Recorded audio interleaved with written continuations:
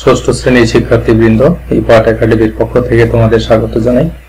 এই ভিডিওতে তোমাদের তৃতীয় সপ্তাহ নভেম্বর 2020 এর গণিত অ্যাসাইনমেন্ট 1 এর পূর্ণাঙ্গ সমাধান ও দিক নির্দেশনা দেওয়া হয়েছে। এই ভিডিওটি যদি তোমাদের উপকারে আসে তাহলে এই চ্যানেলটি সাবস্ক্রাইব করে রেখো, যাতে অতি সহজেই আমার পরবর্তী ভিডিওগুলো তোমরা পেয়ে যাও। তাহলে আর কথা নয়, এনজয় ইউর অ্যাসাইনমেন্ট। শিক্ষার্থীবৃন্দ, এখানে তোমাদের অ্যাসাইনমেন্টের প্রশ্নসমূহ উপস্থাপন করা হয়েছে। এখানে মোট 1, 2, 3 তিনটি সৃজনশীল প্রশ্ন প্রদান করা হয়েছে।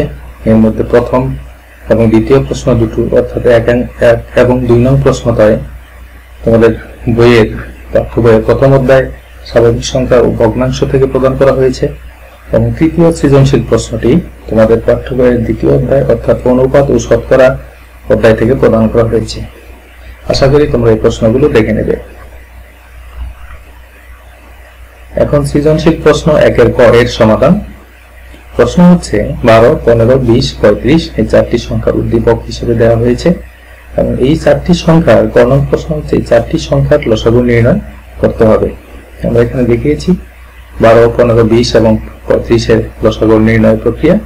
এই প্রক্রিয়াটি অত্যন্ত সহজ প্রক্রিয়া এবং তোমরা নিশ্চয়ই এই বিষয়ে যথাযথ ধারণা রাখো বলে মনে করি। আর এই ক্ষেত্রে আমরা সংখ্যাগুলো লসাগু পেয়েছি 420। সৃজনশীল প্রশ্ন 1 ক এর সমাধান। প্রশ্ন হচ্ছে উদ্দীপক আগের মতোই 12, 15, 20, 35 এই চারটি সংখ্যা। প্রশ্ন হচ্ছে 5 অঙ্কের কোন ক্ষুদ্রতম সংখ্যা এই প্রদত্ত সংখ্যাগুলো দ্বারা নিঃশেষে বিভাজ্য হবে।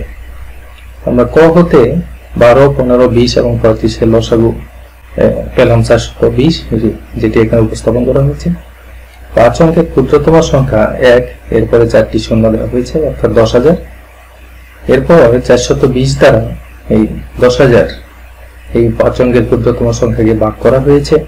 ভাগফল 23 পাওয়া যায় এবং অবশেষ হিসাবে 340 পাওয়া যায়। এক্ষেত্রে লক্ষণীয় 10,000 সংখ্যাটি 420 দ্বারা বিভাজ্য নয়, কারণ ভাগশেষ 340 থেকে যায়। এক্ষেত্রে ক্ষুদ্রতম সংখ্যাটি 10,000 বিয়োগ 340 সমান 9,660 হলে তা 420 দ্বারা নিঃশেষে বিভাজ্য হবে। কিন্তু এটি অর্থাৎ এই যে 9,660 এই সংখ্যাটি 4 অঙ্কের হওয়ায় শর্ত সিদ্ধ করে না। প্রশ্নে যে শর্ত দেওয়া হয়েছে যে সংখ্যাটি 5 অঙ্কের হতে হবে ক্ষুদ্রতম সংখ্যাটি, সেটি সিদ্ধ করে না বলে এটি গ্রহণযোগ্য নয়। আবার ভাজ্য 420 বিয়োগ 340 সমান 80 বেশি হলে, অর্থাৎ 10,000 যোগ 80 সমান 10,080 হলে তা 420 দ্বারা নিঃশেষে বিভাজ্য ও 5 অঙ্ক বিশিষ্ট হয়। আমরা দেখতে পাচ্ছি এখানে এটি 5 অঙ্ক বিশিষ্ট একটি সংখ্যা, ক্ষুদ্রতম সংখ্যা, 5 অঙ্কের ক্ষুদ্রতম সংখ্যা, যেটি 420 দ্বারা নিঃশেষে বিভাজ্য হয়। এক্ষেত্রে এই কারণেই নির্ণয় ক্ষুদ্রতম সংখ্যাটি হচ্ছে 10,080। তাহলে এটি আমাদের এই অঙ্কের ফলাফল হিসেবে বিবেচিত হবে। সৃজনশীল প্রশ্ন 1 গ এর সমাধান। উদ্দীপক বরাবরের মতোই 12, 15, 20, 35 এই চারটি সংখ্যা। প্রশ্ন হচ্ছে 4 অঙ্কের কোন বৃহত্তম সংখ্যাকে এই সংখ্যাগুলো দ্বারা ভাগ করলে প্রত্যেকবার ভাগশেষ 10 হবে। সমাধান। ক হতে প্রাপ্ত প্রদত্ত সংখ্যাগুলো অর্থাৎ এই সংখ্যাগুলোর লসাগু 420। 4 অঙ্কের বৃহত্তম সংখ্যা 9, 9, 9, 9 চারটি 9। এক্ষেত্রে আগের মতো আমরা এই লসাগু দ্বারা অর্থাৎ 420 দ্বারা এই 4 অঙ্কের বৃহত্তম সংখ্যাকে ভাগ দিচ্ছি। ভাগফল 23, অবশেষ 339। এখানে দেখা যায় যে 9,999 সংখ্যাটি 420 দ্বারা বিভাজ্য নয়, কারণ ভাগশেষ 339 থাকে। এক্ষেত্রে ভাজ্য 420 বিয়োগ 339 সমান 81 বেশি, অর্থাৎ ভাজ্য 9,999 যোগ 81 সমান 10,080 হলে তা 420 দ্বারা নিঃশেষে বিভাজ্য হয়। কিন্তু তা 5 অঙ্কের হওয়ায়, অর্থাৎ এই যে 10,080 এই সংখ্যাটি 5 অঙ্কের হওয়ায় এটি গ্রহণযোগ্য নয়, কারণ আমাদের প্রশ্নে 4 অঙ্কের বৃহত্তম সংখ্যা নির্ণয় করতে বলা হয়েছে। এক্ষেত্রে 420 দ্বারা নিঃশেষে বিভাজ্য 4 অঙ্কের বৃহত্তম সংখ্যাটি হবে 9,999 বিয়োগ 339 সমান 9,660। আবার প্রশ্ন মতে ভাগশেষ 10 থাকতে হবে বিধায় নির্ণয় 5 অঙ্কের বৃহত্তম সংখ্যাটি হবে 9660 যোগ 10 সমান 9670। তাহলে এই 9670 এই গাণিতিক সমস্যার সমাধান হিসাবে বিবেচিত হবে। সৃজনশীল প্রশ্ন 2, উদ্দীপক 35 মিটার লম্বা একটি বাঁশের 7 সমস্ত 2 মিটার কালো, 5 সমস্ত 25 মিটার লাল এবং 8 সমস্ত 10 মিটার হলুদ রং করা হলো। এই ক্ষেত্রে আমাদের এই উদ্দীপকের আলোকে আমাদের ক, খ, গ 3টি প্রশ্ন সমাধান করতে হবে, যার ক নম্বরে আছে এই অংশটি, যেখানে এই অংশে সরল করা হচ্ছে, যেখানে এই অংশে সরল করতে বলা হচ্ছে। তাহলে আমরা দেখে নিই এই সমাধানটি। আমরা এখানে লিখেছি, এরপর আমরা জানি যে সরলের ক্ষেত্রে প্রথমে এর কাজটি করতে হয়, সেটি করেছি এবং অন্যান্য সরল করে যথারীতি এর রেজাল্ট হিসাবে আমরা 7 পেয়েছি। সৃজনশীল প্রশ্ন 2 এর খ এর সমাধান। উদ্দীপক আগের মতোই রয়েছে। খ এর প্রশ্নটি হচ্ছে বাঁশটির কত অংশ রং করা হয়েছে। এখানে আমরা শুরু করেছি সমাধান। বাঁশে রং করা হয়েছে, এখানে যতগুলো রয়েছে যেমন 7 সমস্ত 2 মিটার কালো সেটি আমরা লিখেছি, প্লাস 5 সমস্ত 25 মিটার লাল সেটি লিখেছি, প্লাস 8 সমস্ত 10 অংশ হলুদ সেটি লিখেছি। তাহলে মোট অংশ হচ্ছে এটা, যতটুকু অংশ রং করা হয়েছে তার মোট অংশ এখানে দেওয়া হয়েছে। এটা সমাধান করে আমরা পেয়েছি 1048/50 মিটার, 2 দিয়ে কাটা যায়, তারপর আমরা পেয়েছি 524/25 মিটার সমান, এটাকে ভাগ প্রক্রিয়ায় দেখিয়েছি, সেখান থেকে 20 সমস্ত 2524 মিটার আমরা এই রংকৃত অংশ পেয়েছি। অর্থাৎ বাঁশটি রং করা অংশ সমান 20 সমস্ত 2524 মিটার। এটি আমাদের অঙ্কের সমাধান।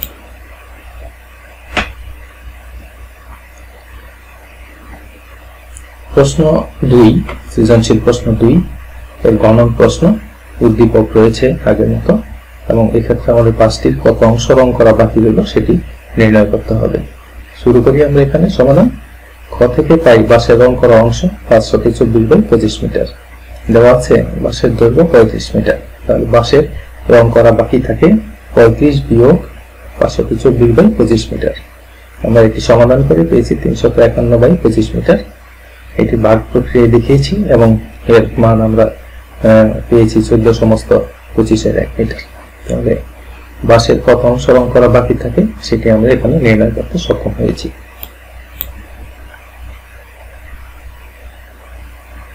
এখন সৃজনশীল প্রশ্ন 3, এখানে ক এবং খ দুটো প্রশ্নের উত্তর প্রদান করা হয়েছে। ক নম্বরে বলা হয়েছে উদ্দীপকের অনুপাতটিকে ব্যস্ত অনুপাতে রূপান্তর করো। উদ্দীপক অনুপাত হচ্ছে 3:2। আমরা 3:2 এর ব্যস্ত অনুপাত এখানে উপস্থাপন করেছি 2:3। কেন উপস্থাপন করেছি? কারণ এখানে পূর্বপদ হচ্ছে 3, উত্তরপদ হচ্ছে 2। অনুপাতের সরল অনুপাতের দ্বিতীয় মানকে প্রথম মান, প্রথম মানকে দ্বিতীয় মান হিসেবে রূপান্তর করলে এই অনুপাতের ব্যস্ত অনুপাত পাওয়া যায়। অর্থাৎ আমরা যেটাকে বলে থাকি উত্তর পদকে পূর্বপদ এবং পূর্বপদকে উত্তর পদে রূপান্তর করলেই একটি সরল অনুপাতের ব্যস্ত অনুপাত পাওয়া যায়। সেই নিয়ম অনুযায়ী আমরা এটি পেয়েছি। 3 খ প্রশ্ন হচ্ছে দ্বিতীয় কম্পিউটারটির দাম কত। এখানে উদ্দীপকে বলা আছে দুইটি কম্পিউটারের দামের অনুপাত 3:2। প্রথমটির দাম দেওয়া আছে 55,000 টাকা। সেক্ষেত্রে ক্ষয়ের বিষয়বস্তু হচ্ছে দ্বিতীয় কম্পিউটারটির দাম কত, যেটি আমাদের নির্ণয় করতে হবে। এখানে দেওয়া হয়েছে 3 ক্ষয়ের সমাধান। আমরা বলছি এই অনুপাতের ভিত্তিতে 3:2 অনুপাতের ভিত্তিতে আমরা কম্পিউটার দ্বয়ের দাম এখানে ধরে নিয়েছি। প্রথম কম্পিউটারের দাম 3 ক টাকা, দ্বিতীয় কম্পিউটারের দাম 2 ক টাকা।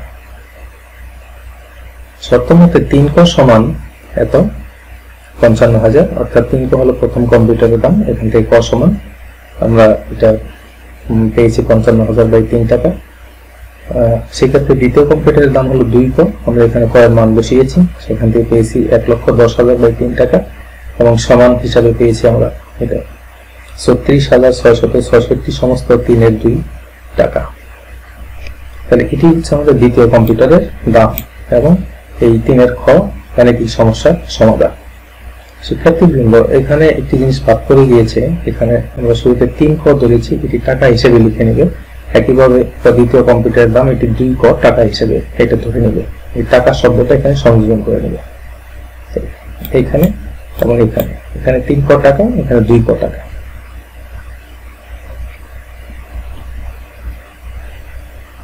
সৃজনশীল প্রশ্ন 3 গ।